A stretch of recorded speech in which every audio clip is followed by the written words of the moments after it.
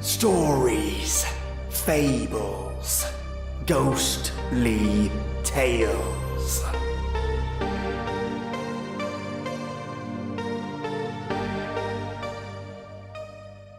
A man whose life went off the rails is back on track. His goals, though, to be the best father he can be and have a fulfilling life with friends and family, are about to be shaken to its very core upon the discovery of a black stone and a number of letters about a gravekeeper. His life will be changed forever. Welcome, listeners, to a 5-part story titled I Found a Coffin Buried in My Backyard. There Was a Letter Inside. Written by Verastahl. This does have some explicit language, so please, not for young ears, and this story also covers sexual abuse, so please, again, no younglings. Albeit not detailed, there is at least mention of it. So I thought I'd let you all know. And right now I'm drinking tea called Midnight Mint. I want to read out the breakdown of what's in this tea though. Let's have a look here. Send yourself back to a night at posh London hotel with a single sip of this chunk minty brew on a plush bed of robust black tea with combined notes of dark chocolate with fresh peppermint flavors. It's the after dinner mint you can sip. I also like how it says you can enjoy it with, and it puts ... perfect on its own. Damn right it's perfect on its own. It is just lovely. Seriously delicious. I kept thinking about how it tasted like I was drinking a mint choc ice cream. Yum! Also, stay tuned to the end if you want to listen to some SoundCloud shoutouts. There's going to be a lot, because I love doing them, and I haven't done them for such a long time. So I have a massive backlog of thank yous and high fives to give. Next week though, I'll be doing YouTube and iTunes. But until then, grab your own beverage, turn off the lights, turn up the sound, and let's listen to something different. My wife left me last winter. I'd like to say it was undeserved, but the truth was, I had been slowly making the transition from social drinker to sloppy drunk for the past several years. If I ever was, I had stopped being a good husband or father the last couple of years for sure. And it's a miracle Sandra tried as long as she did, before packing up our little girls and moving back to her old hometown. After several months of self-pity and self-loathing, I began getting my shit together. I started attending group meetings, working harder at my job, and rebuilding a life for myself and the people I love. I never had any illusions of me and my wife getting back together. Some things can't be unsaid or undone. But I did want to be a good father again. I wanted to gain joint custody and have a home that my kids could come and feel comfortable in. Not the forced March trips I had seen with some divorced fathers who either didn't really want to see their kids, or at least did very little to make a place for a child in their lives and in their houses. So I fixed up bedrooms for both of them. They came with their mother and picked out the colours for their walls and the furniture they wanted. I was excited to see them, but also for them to have a chance to see me. Sandra hugged me when they left, telling me that she was so happy I was doing so much better. And if I could keep it up, she added, she'd be happy to agree to joint custody. This just motivated me further. Summer was coming up in a couple of months, and my hope was that I could get time with them during their break from school. So I looked up summer programs, found attractions and parks we could go to, and set about getting someone to put in a swimming pool. We had talked about getting a swimming pool for years, but had never had the money. Surprisingly, working hard and not pissing away large chunks of money on booze allowed me to save up enough for a good down payment on the pool fairly quickly. By May, I had workers out in my backyard with a backhoe. It was a Saturday, and I was watching them with interest and satisfaction as they began digging out the space for the pool. Within minutes, they had a good portion of it dug, but then they stopped amid waved arms and yelling. I stepped outside to see what the commotion was. Rick Jarvis, the contractor on the job, came up to me with a strange look on his face. Mr. Sullivan, do you know anything about someone being buried on this property? I started to laugh, but it died in my throat as I realized he was serious. "No, of course not. Are you saying you found someone buried in my yard?" He shrugged before taking off his hat and mopping his forehead with the back of his hand. "I don't know yet. The boys are still getting it up, but they think they hit a coffin down there." The coffin was a 7-foot long, 3-foot wide wooden box that had been buried some 10 feet down in our yard sometime before we moved in a decade earlier. I felt the weight of dread and anxiety as they pulled the box free from the ground with yellow straps and slid it onto the grass a few feet away. One of the men approached Jarvis and told him they thought it was empty because it was so light, and after nodding, Jarvis turned back to me. "It's your call, sir. It may be some weird old prank or something. We can open it up and see if anything is even inside. And if there's not, no harm, no foul. We just go back to digging. Or we can go ahead and call the authorities, but that's going to slow things down, whether there's a body in there or not." I glanced at the partial dug hole and the coffin. More time would mean more money, and it wouldn't hurt just to look. I turned back to the contractor and nodded. "Yeah, go ahead and check it out. No need to call somebody unless we find something." Jarvis grinned and called a couple of his men over with a crowbar. With a bit of grunting and the squeal of rusty nails, they pried the top off the coffin. I stepped closer as the wooden lid fell aside and felt a surge of relief when I saw it was empty. Well, mostly empty. There were several sheets of paper scattered across the coffin floor, as well as a small, mostly corroded metal flashlight that looked a good 40 or 50 years old. Looking closer, one of the men also picked out a small black rock and the stub of an old wooden pencil. Jarvis collected the items and held them out to me like an offering. "Where do you want me to put these things, sir? They're yours, after all." His expression was unreadable, but I could hear a wire of tension reverberating in his words. I almost told him to just throw it all away, but I had seen writing on those pages and was curious. So I just took the items and carried them inside. When I come back out, I stopped 2 men from dragging the coffin away, telling them that I'd take care of it. I didn't want them wasting any more time, and I hadn't decided what I wanted to do with it yet anyway. They had already set the lid back on top, so I dragged the entire thing around to the side of my garage before setting it down. As I did so, the lid slid off again and landed with the interior side face up for the first time. The inside of the lid was covered in scratches.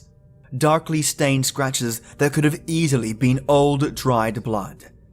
My skin crawling, I leaned closer and saw what looked like a small piece of fingernail jutting out of one of the deep grooves in the stained wood. How was any of this possible? Surely it was all fake, or there'd be a body, right? Glancing around, I saw no one else could see the lid from where they were working, and I found myself secretly hoping they hadn't noticed it before.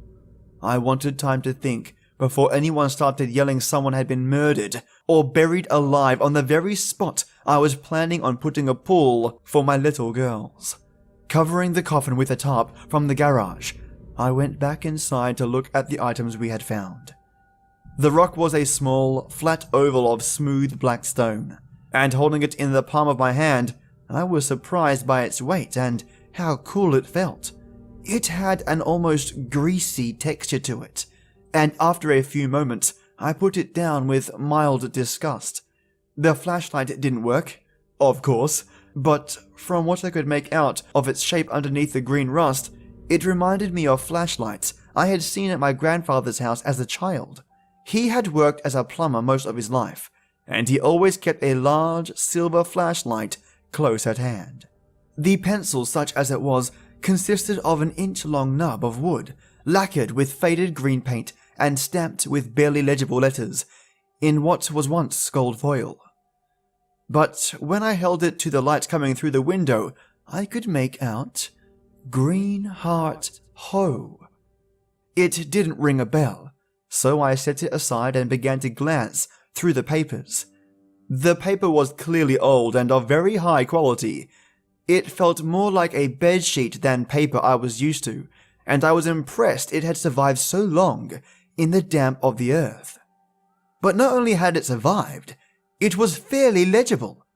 Most of the pages were filled with a neat, slanted pencil scrawl and clearly numbered as pages of a long letter. The last was written in larger, harsh slashes across the entirety of one sheet. The black lines of lead seemed to scream from the page. "Do not take anything from the coffin. Bury it again and forever. Do not touch the stone. Do not answer the Gravekeeper." My mouth went dry as I read the words. This didn't feel like some kind of strange joke, and my curiosity had curdled into an acid fear deep in my belly. At that moment, I felt certain in my actions, in my conviction, that I needed to do what the message demanded, at least as best I could. I gathered up the other pages and pencil, intent on putting everything back in the coffin and telling them to rebury it. The pool could wait or go somewhere else. I'm not superstitious by nature, but something was very wrong with all of this, and I wanted no part of it. I stopped short when I realized I didn't see the stone. Swallowing hard, I checked under the table and all around the floor. As I grew more desperate and tried to allow for some miracle of physics that had led to the stone rolling a farther distance, I spread out my search as I tossed my living room and adjoined rooms for the small black rock. But nothing. It was just gone. There was no chance someone had taken it. I had been standing less than 2 feet from it the entire time, from when I set it down to when I saw it was missing. Still, I found myself considering asking the men outside anyway if anyone had seen it or taken it. I felt foolish at the thought, but my self-consciousness was being outpaced by my growing dread. Reaching for the door that led out to where they were working, I froze as I looked out the window. All work had stopped and most of the men were gathering around Rick Jarvis, who was thrashing about on the ground as though he was having some kind of fit. My first thought was epilepsy, but then I realized he was screaming. He was clawing at his eyes as he wailed, and even from a distance I could see blood slinging off into the freshly turned earth and surrounding work boots. And his men, his friends and workers, they weren't trying to help him at all. They were just watching. I didn't go outside. I knew of no way I could help Jarvis, and I was terrified by what I was seeing. So instead, I called 911 and waited by the window as the contractor's thrashing finally slowed and then stilled. The men around him had grown quiet now, standing motionless for several minutes, until as one they began to glance at each other with some degree of confusion. There were 4 men out there aside from Jarvis, and I could have sworn from their expression that they didn't understand what was going on or what they were doing. But they didn't move to help Jarvis either. Instead, they went slowly back to digging the hole, as though their companion wasn't laying a few feet away dead or dying. They looked up, dazedly, at the approach of ambulance and deputy sirens, not showing any real apprehension or concern. Moving to the front door, I ran out and waved at the approaching vehicles, pointing around to the back of the house. The next few minutes were a flurry of activity. I was kept at the front of the house talking to a deputy, but I caught glimpses as 2 EMTs loaded Jarvis, still somehow alive, into the back of the ambulance while 2 other deputies questioned his men.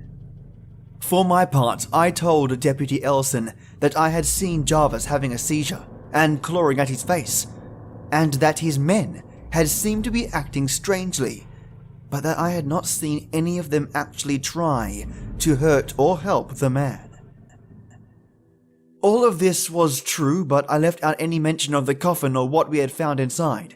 I had thought about whether to go into these extra details with law enforcement or the EMTs while I waited for them to arrive, having given only bare-bone details to the 911 operator when I called it in. In my estimation, one of two things was true.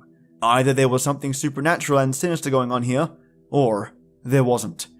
If there was, me telling other people about it would do little good except undermine my credibility and possibly have the other writings I hadn't looked at yet taken away from me.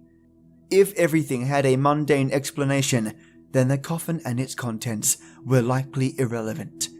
Even if the coffin had contained some kind of toxin, they would likely find it through testing Jarvis. I knew there were holes in my reasoning, by the feeling that the dire warning I had read was earnest and true, which meant I needed to assume I was dealing with something that I didn't understand and that wouldn't be understood by the average doctor or cop as well. So I held things back, hoping it would all go away, but knowing, in the recesses of my heart, that I wouldn't be so lucky. 20 minutes later, I was driving to the hospital. Before I had left home, one of the other deputies had come up and told Ellison that the other men had given very little in the way of statements beyond that Jarvis had started having some kind of fit, and they didn't know why. The deputy said with a meaningful look that based on their responses and demeanor, he had suggested they all get checked out medically, but they had refused treatment and started leaving the worksite once he was done with his questions. Ellison had clenched his jaw and nodded. Just make sure you have all those birds' info, so we can talk to them again. Turning to me, his expression softened slightly. I can't make them see the doctor, and don't have any reason to arrest them, but this is all very fishy sounding. I appreciate your help, and I'll be talking again to you soon. I knew that Ellison didn't entirely trust what I had told him either, and I didn't blame him. As I turned into the hospital parking lot, I went back through what I had said for the 10th time, wanting to make sure I hadn't left out anything that might be helpful while not delving into those things I felt I needed to keep to myself. Not able to think of anything, I stepped out of my car and headed into the visitor's entrance to the ER. I had hoped to see some of his co-workers come to check on Jarvis as well, as that would at least give me some indication of them having returned to normal. But no one came. For the next 2 hours, I sat on an orange chair of molded plastic in the outdated and stale-smelling waiting room. My only company? The drone of some afternoon talk show from a ceiling-mounted TV, and a sad-looking old woman who sat on the opposite end of the room.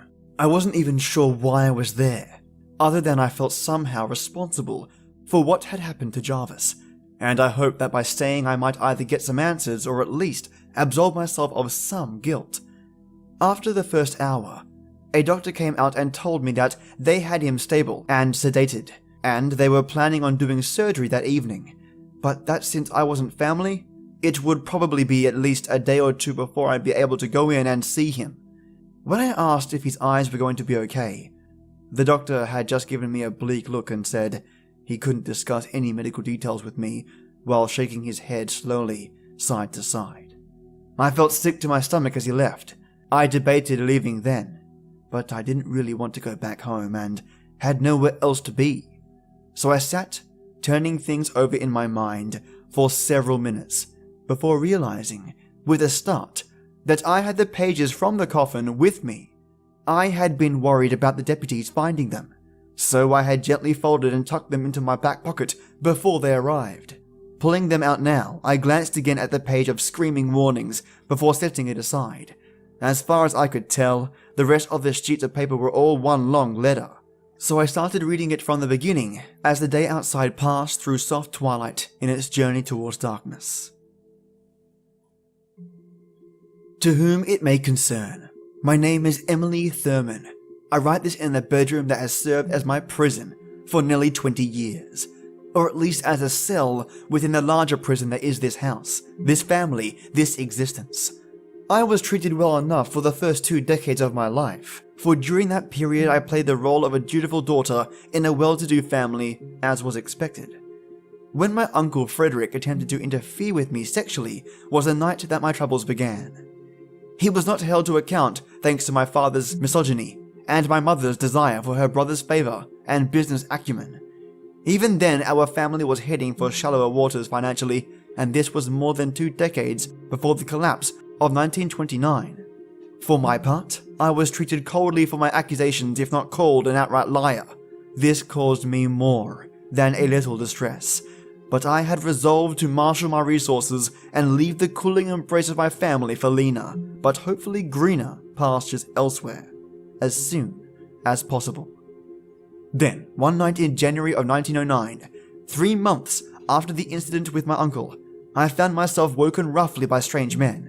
My first thoughts were of robbery or abduction, but as I was carried through the house, I saw my family standing by and watching. Father looked troubled but stood silent. Mother and Frederick stared blankly into the distance as I was carried by them, screaming and thrashing against my captors. It was all for naught. I was thrust into a waiting motor car that marked the beginning of my journey to Greenheart Home. Greenheart Home, as I would soon learn, was a private institution tucked away like a handmaiden secret in the black woods of Northern California. One could call it a mental ward, a retreat, or a prison, and not be wrong. But Greenheart's true purpose was a place of forgetting. Wealthy and prominent families would send their troubled children, their embarrassing parents, their undesirable mistakes to Greenheart, and there they would stay, under the guise of mercy and the pretense of establishment. My official diagnosis at Greenheart Home was melancholia and female disease, as though being a woman was some kind of blight in and of itself. Those first few weeks I railed against every encounter, demanding my freedom or at least to speak to someone in control. Over time I learned that my freedom had died as soon as I spoke out against my uncle, and that whoever was in control, the salient point was that it was not me. This led, as one might imagine, to a period of depression. Greenheart was not an unpleasant place aesthetically, as keeping up appearances and saving the conscience of those families that dumped their refuse here required a certain veneer of comfort and respectability. But a gilded cage is still a cage, and I wanted no part of any of it. My attempts to escape were foiled, and eventually my period of despair became burdensome in its own right. So one day I woke up resolved to make a kind of life in that place.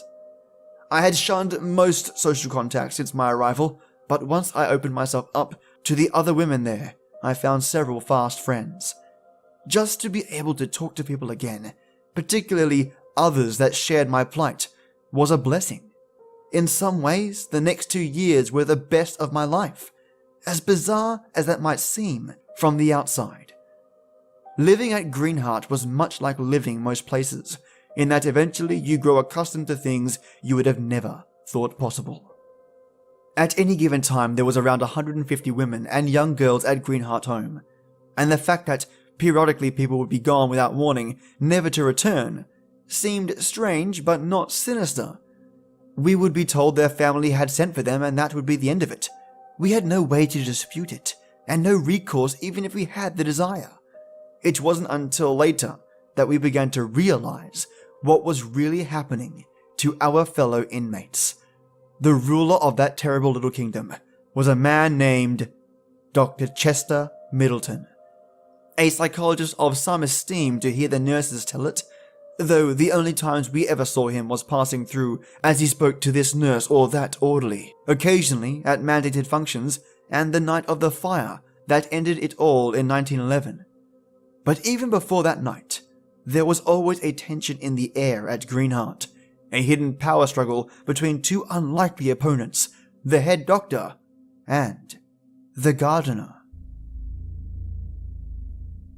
Elias Meeks was a large and sullen man, with a stormy disposition and a thick Eastern European accent that seemed to come and go depending on whether he wanted you to understand his dark mutterings or not.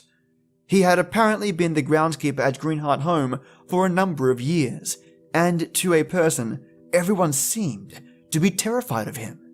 Mostly this was a subtle thing. The staff would avoid him whenever possible, avoiding his eyes when he approached. For Meek's part had radiated a feeling of menace like living heat, but I never saw him be actively cruel or violent with anyone, which was more than I could say for some of the nurses and orderlies.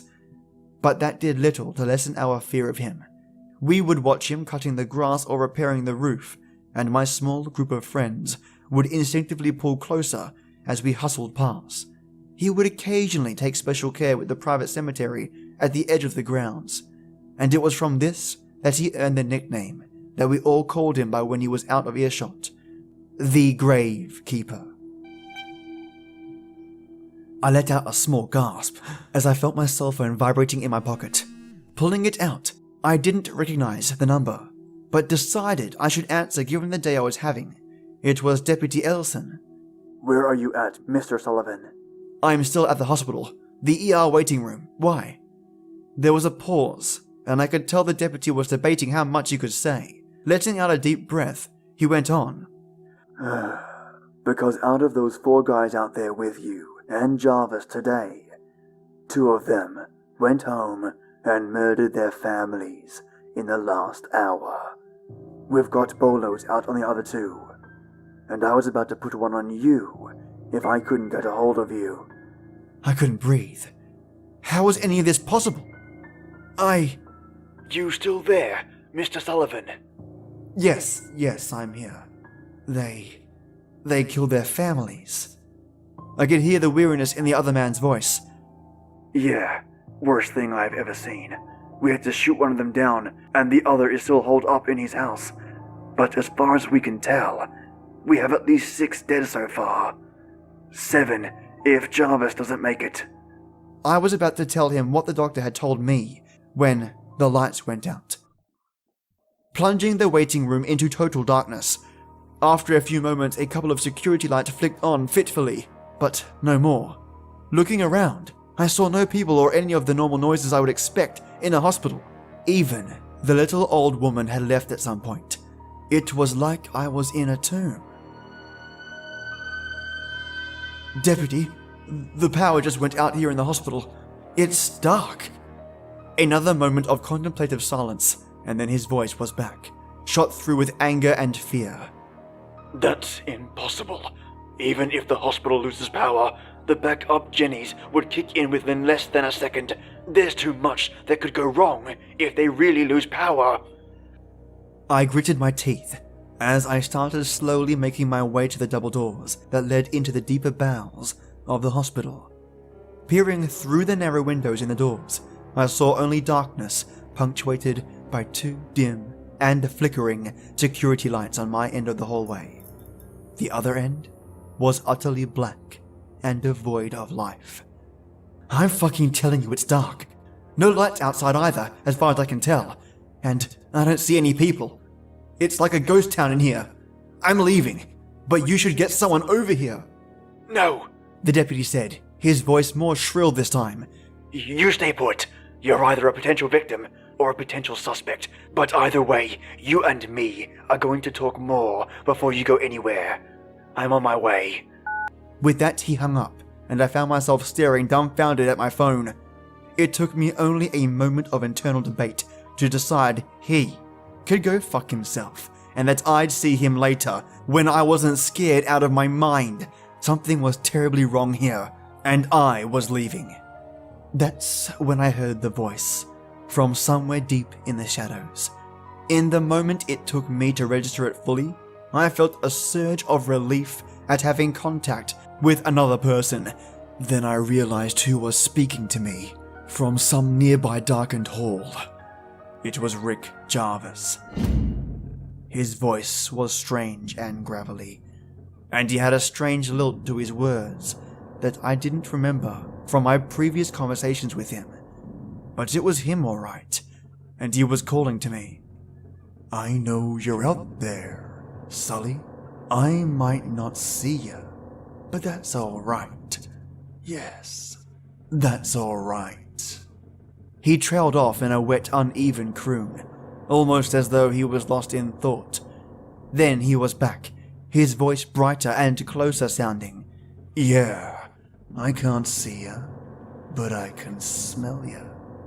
Sully, just stay where you are and I'll be with you shortly. My heart thudding in my chest, I turned to run towards the exit just as I heard a metallic clunk ring through the doors. I hit them hard and bounced off, the magnetic locks giving very little as I shoved against them again and again. After my 5th attempt, I stopped, forcing myself to slow down and think. Slow down and listen. There had to be emergency exits. They couldn't lock like this. That he couldn't lock like this. I just had to avoid him for... There you are, my boy. The voice was right behind me, loud as a gunshot in the dark. Now, let's get to know each other better.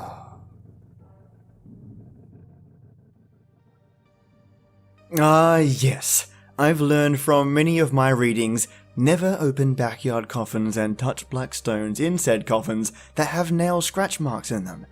I think if I saw that coffin, I'd contemplate the pool entirely, just saying, yeah, look, just cancel the whole pool thing. Now, I have to wonder what the hell Jarvis has in store for Sully. There was no mention of Jarvis's eyes, his condition, or what on earth was going on in that hospital. And when the lights turned off, I can only imagine that Sully is no longer in the same realm anymore, and Jarvis has pulled him into the realm of the dead. What do you think is going on here? As I haven't read the remaining parts, because, I want to experience it fresh as I'm reading it, I'm thinking it's along those lines, and maybe, just maybe, that Deputy Ellis knows more than he's letting on. We'll see. Now it's time for the long overdue shoutouts to SoundCloud supporters. Let's do this. This is how I'm going to do it. I'm going to go through all the top 10 listeners in the past 7 days, then on to people who are liking and retweeting, and just showing the podcast some love. As of warning, there's 10 to 15 minutes of shoutouts, so feel free to skip this part if you like. The top 10 listeners in the past 7 days are... The Listening Machine, that is Bree, thank you so much. Troy Shaw, a classic listener all the way back when I first started. Mace Joe, Quinlan the Bunny Quincy, Wojcik Leds, Steed, Chunks the Kid, Slim Chetty, and Doug Hill 2. And now for some special thank yous to those who listen, like, and retweet. So let's get to it. Paul Grayling, Star Eve 2099. A special mention to you because you let me know about the skips that crop up into some episodes. Thank you so much. Papa Emeritus, Sniped IT, John Hartman, Menos Ghost, Tracy King Varna, Oscar Sanchez 51, Sid Hearth G1, Chad Warren, Zio, Batman, oh yeah, Sokasrov, Tommy Rato, Jonas Geisler, Casmo, Evolution, Marlon Govender, Frostwolf, Marie Cullen, Josie Carasquillo, Mr. Grunt, Thistles Matt Burris, Orlando Grace, Carmicelli Bosi, Jackson Joseph, The Red Brigade 621, a listener and an author on the podcast, DJ Knox, Dead Gallery, Marvin Withkin, Potter Place Parish, Sin, Lonk Ltd, Double Consciousness, Business Transformers Radio, Valkyrie, Blackthorn, Serenity Heartbeat, Podcast Lover, Amanda, Super PP Time. If you haven't heard of them before, check out their podcast, they are brilliantly funny. VMland, Hex Katasnik, Paris Michaels, an author on this podcast. She wrote I Like to Watch Them Wriggle.